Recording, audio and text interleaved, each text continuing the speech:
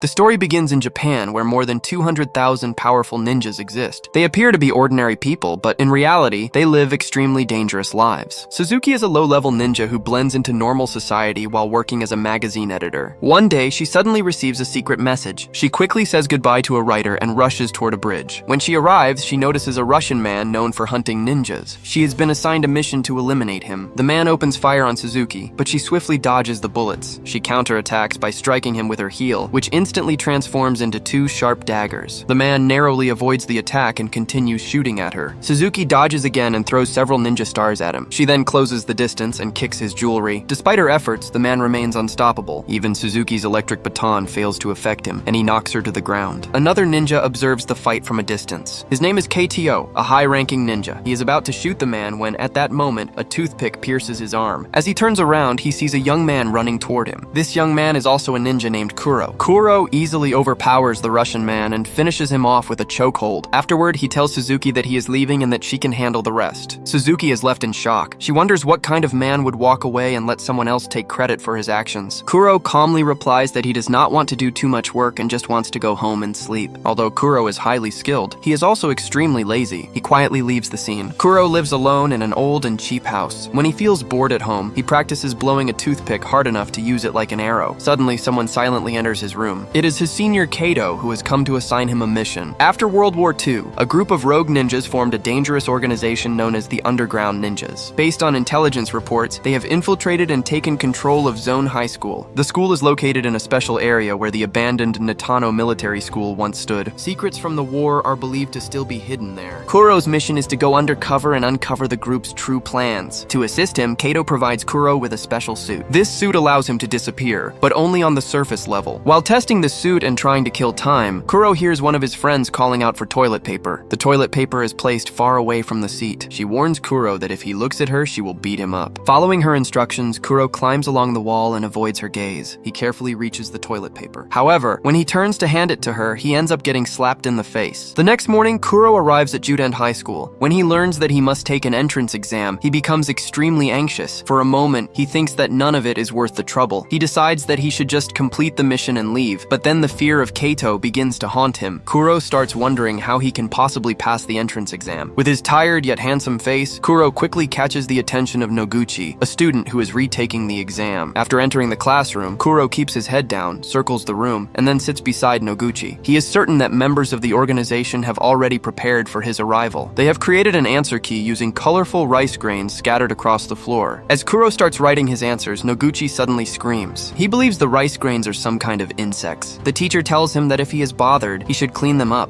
Kuro realizes that something must be done. She drops her eraser, bends down to pick it up, and cleverly loads a paper ball into a straw. She then shoots it toward Noguchi. Noguchi screams that someone has just touched her. She even begins accusing the teacher of being a perverted old man. The teacher responds calmly, saying that he does not have arms that long. While the argument continues, Kuro rapidly fills in one answer sheet after another. Before he can complete the math exam, the teacher rushes toward Noguchi and kicks the rice grains across the floor. With no other option left, Kuro starts acting dramatically and urinates on the spot. He begins crying and claims that he was so nervous about the exam that he drank too much water. The teacher calms her down and explains that the exam is only a formality. He assures her that even a blank paper would be enough to pass. Wanting to learn more about the school, Kuro waits for Noguchi on the way back. They begin walking home together. Since Kuro's house comes first, he invites Noguchi to visit for dinner sometime. Noguchi hesitates but eventually agrees. They reach the rooftop of his house and continue talking. Noguchi mentions that some troublesome students in their class often tease him. He talks about a friend named Ada. The teasing became so severe that Ada eventually stopped coming to school. Noguchi also reveals that there are secret tunnels beneath the school. These tunnels date back to World War II. They once connected to a special military base used during the era of ninjas. Kuro realizes that the underground ninja group may be targeting this hidden base. As the sun begins to set, Noguchi says that she should head home. Suddenly, she slips from the rooftop and starts to fall. Before she can hit the ground, Kuro leaps forward and catches her. As they fall, the safety system in Kuro's suit activates and turns into a cushion. Noguchi screams, faints with her mouth wide open, and loses consciousness. Kuro then takes her safely back home. That same night, a reckless boy tries to fly a drone near the bathroom of their neighbor, Kawato. He does not realize that Kuro is sitting there wearing his invisible suit. Kuro uses his special electric baton to shock the boy. It turns out that the boy is Ida, a friend of Noguchi. Kuro forces him to apologize to Kawato. The next day, he takes Ida to school. Kuro assures him that he will protect him. However, he also warns that Ida will have to pay a fine fine of 500 rupees every day. As soon as they reach the school, the boys start harassing Ida again. This time, however, they have chosen the wrong moment because Kuro is also there. Kuro hooks Ida's leg with his foot and slams into the other boy. The boy jumps in pain and stumbles back. Ida has no idea what just happened. Kuro calmly walks away and takes a seat in the back row. He realizes that he has forgotten his book. Sato, the girl sitting beside him, offers him hers. Noguchi watches the scene with clear envy. Suddenly, a red laser light appears on Kuro's face. This laser is actually a secret signal used by ninjas to communicate. Kuro immediately stands up and leaves the classroom. On the rooftop, he meets a boy named Shion. Shion is a high-ranking ninja. He was also present on the day Kuro dealt with the Russian man. Before Shion could step into that fight, Kuro had already intervened. Like Ida, Shion is an undercover ninja at the school. His mission is to identify members of the underground ninja group. There is also another ninja living in disguise at the school. He is currently serving as the discipline director. The director tells Kuro to meet him in the boiler room after class and then disappears. Soon after, Kuro notices that Ida is being bullied again. Kuro activates his ability and vanishes from sight. He reappears wearing a box over his head. One of the boys kicks him to see who he is, but instead falls to the ground. Kuro first sets a trap and then moves behind Ida. He grabs Ida's arm and uses it to deliver a powerful punch to the other boy. This ensures that the credit goes to Ida, not to Kuro. Later, Kuro goes to the boiler room to meet the discipline director. Without warning, the director pulls out a sword and attacks him. Both of them mistakenly believe the other is part of the underground ninja group. Kuro counters every strike with precise and powerful moves. When he realizes that the director is not affiliated with the group, he warns him to stop. He claims that a satellite is locked onto the director and that he could end the fight instantly. The director laughs and thinks Kuro is bluffing. He believes a low-ranking ninja could never control a satellite. At that moment, a laser fires from the sky and slices the director's sword in half. The director immediately understands the situation and backs off. Kuro then leaves the room. As he steps outside, he notices Mitsuki, the most popular girl in his class, waiting for him. She gives him a strange smile and walks away without saying a word. At a nearby store, the sensor door opens and closes even though no one is visible. It appears as if something invisible has entered the shop. Moments later, items begin falling from the shelves. The woman inside tries to fight back. She is also a ninja. However, the invisible man kills her. Suzuki receives a message informing her that her mentor, a fellow ninja, has been murdered. Soon after, Suzuki herself is attacked. She realizes that the attacker must be from the underground ninja group. Only they possess a suit that allows complete invisibility. Her own suit can only make her partially vanish. Later, as Sato is walking home from school, the same man grabs her. Suzuki warns him not to harm civilians. The man coldly replies that Suzuki's death is not written there. He says it is written at Kodan High School. Meanwhile, Noguchi sits alone in her room, lost in thoughts about Kuro. For the past few days, she has been unable to get him out of her mind. She keeps dreaming of a happy life with him. One night, she suddenly sees Kuro sitting beside her bed, silently staring at her. Kuro tells her that a ninja working at a store has been killed. He warns her that an underground ninja group may be planning an attack. A violent clash is about to break out at their school. Kuro tells Noguchi not to come to school for the next few days. Without saying anything more, he jumps out of the window and disappears. The scene then shifts to a man running as if he is being hunted. Suddenly, a ninja star chases him through the air. At the first opening, it pierces his leg and he collapses to the ground. The man's name is Saruta. He was once a ninja from Kuro's team, known as Nin, but he has since left the group. The invisible figure pursuing him offers him a choice. He asks Saruta if he wants to join the underground ninjas. Saruta immediately agrees, saying that he enjoys killing people. He demands to know who the next target is.